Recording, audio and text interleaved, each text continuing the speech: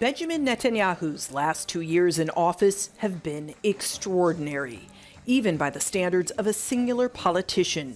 He's been in a near constant multi-front battle to stay in power, but it's a fight he's lost, at least for now. The pressing motivating concern is his trial on corruption charges in 3 separate cases. His strategy was that it would be easier to fight in court or circumvent through legislation if he stayed on as prime minister. The charges, which he denies, center on manipulating the media in the interests of his public image.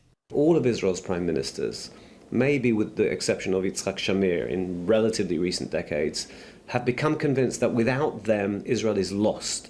And Netanyahu, so much of that mindset, and therefore began to believe that all means could and should be used to the end of keeping himself in power. Netanyahu is Israel's longest-serving prime minister, with a first term in the late 90s, followed by a second period in office starting in 2009.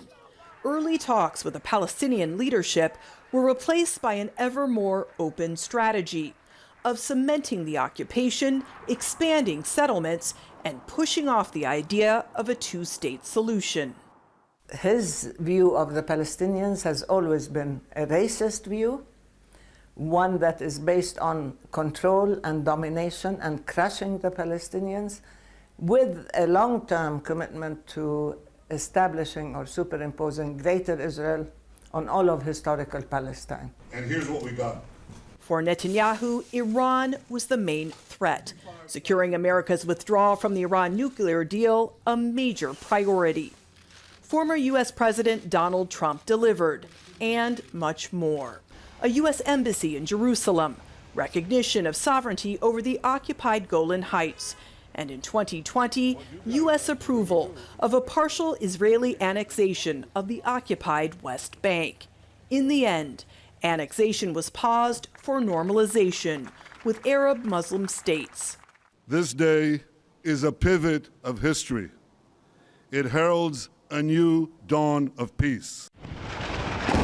But then last month, a short, brutal war with Hamas in Gaza. For a time, it seemed it would splinter the anti-Netanyahu forces in parliament. But as the ceasefire held, the coalition reformed and desperation set in. Don't form a left-wing government. Such a government is a danger to Israel's security and future.